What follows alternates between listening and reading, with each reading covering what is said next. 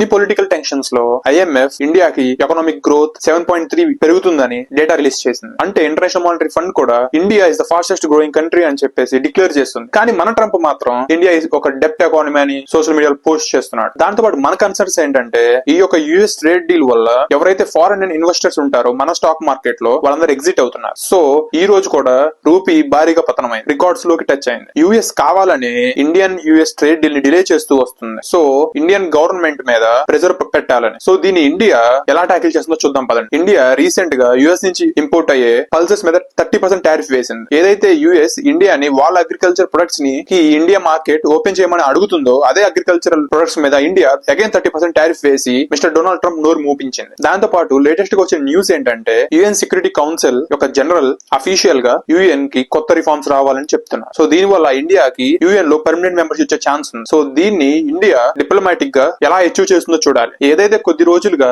Mister Donald Trump Gaza and Israel war ని ఆపుదామని try చేస్తున్నాడో అది అతని వల్ల కాక కొత్తగా బోర్డ్ ఆఫ్ పీస్ అనే ఒక కొత్త బోర్డుని తీసుకొచ్చి దానిలోకి ఇండియన్ ప్రైమ్ మినిస్టర్ మనం నరేంద్ర మోడీ గారిని ఇన్వైట్ చేస్తున్నాడు. సో దీని వల్ల ఇండియాకి ఒక గ్లోబల్ వాయిస్ వస్తుంది. ఫుల్ వీడియో చూడాలనుకుంటే డిస్క్రిప్షన్ లో ఉన్న లింక్ క్లిక్ చేసి ఫుల్ వీడియో చూసేయండి. జై హింద్.